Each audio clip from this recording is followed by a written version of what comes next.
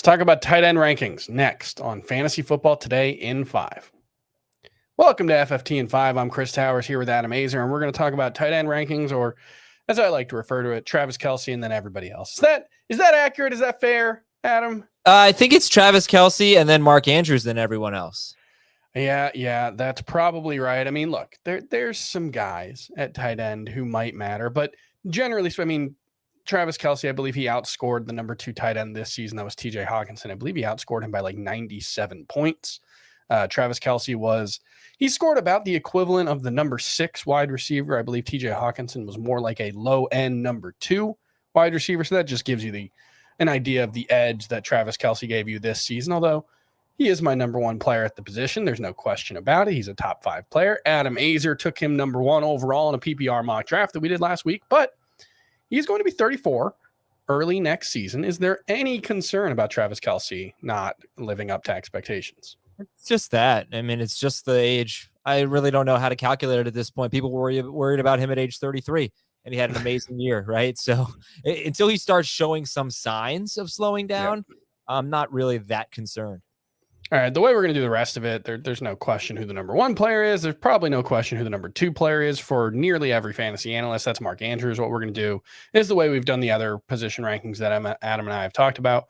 I'm just going to go through my rankings until we get to a disagreement. Mark Andrews, number 2. We're in agreement there? Yes, sir. I think we're going to disagree here. I've got Kyle Pitts at number 3. Do you disagree? 7th. I've Goddard 3rd. Interesting.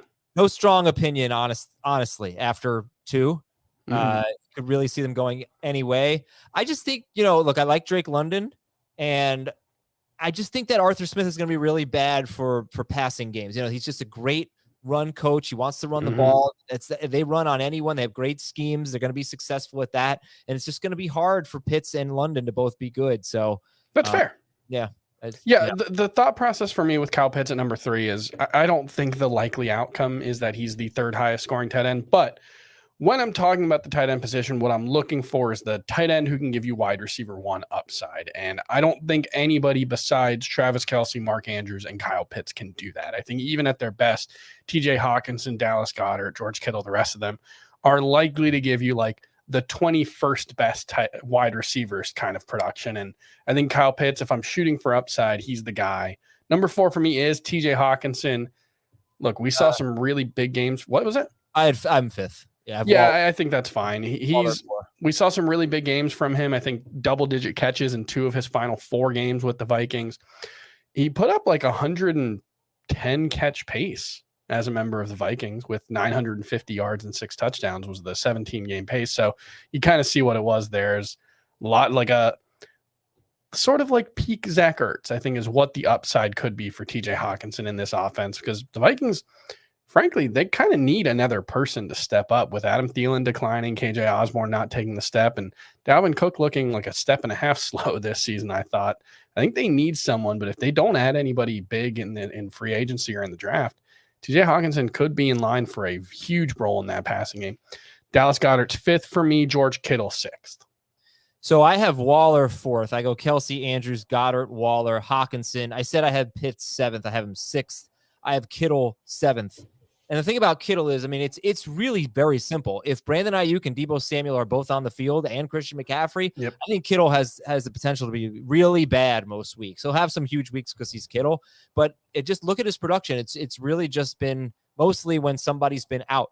So I mean, I love Kittle. He's great, but that just concerns me. 49ers have a math problem. There's no question about it. This is not a pass heavy. This could be a situation where if they decided to throw 40 times a game, it might be easier to live with it. But the way they run their offense, as good as their offense is, it's really hard for everybody to live up to expectations. I go Dalton Schultz 7th. He's just kind of the most boring starting tight end, but he's got such a solid role in that passing game that like 750 yards, 780 yards, and 8 touchdowns feels like a pretty safe projection for him.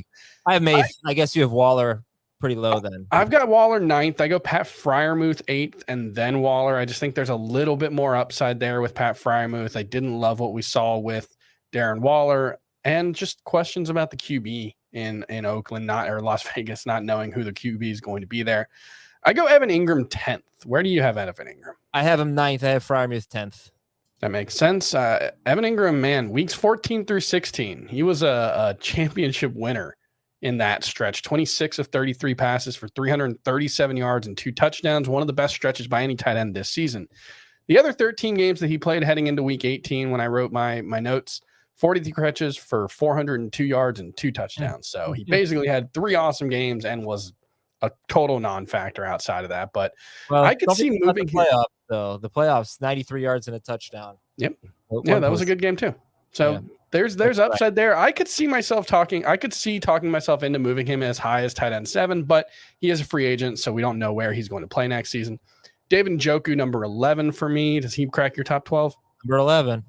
And then I think there's a lot of options you could go with, but I'm going to go with one dart throw. I could have gone with Trey McBride, Jelani Woods, Isaiah Likely, Daniel Bellinger, or Greg Dulcich. They all had moments where I just throw a dart on some upside, but I'm going to go with Chiga Okonkwo from the Tennessee Titans as my number 12. Look, I don't think the likeliest outcome is he's a starting caliber tight end, but we saw some really nice downfield production from him in that offense. I think the Titans hopefully will be healthier next season. Ryan Tannehill really wasn't healthy for most of the second half. Who'd you go with for number 12? I went with Cole Kmet. I think if Justin Fields just becomes a slightly above average passer and they have a lot more production in the passing game, then that could benefit Kmet. I think that's totally reasonable. And look, it's unfair to say it's just Travis Kelce and a bunch of guys. Maybe it's Travis Kelce, Mark Andrews, and a bunch of guys, because you see the uncertainty and the disagreement outside of those top 2 for Adam and I. I think that's going to be the case for most fantasy drafters heading into 2023. That's going to do it for FFT and 5. We'll be back tomorrow to talk about the divisional round of the NFL playoffs with C and Ajad. We're going to talk some player props and some DFS talk. We'll see you then.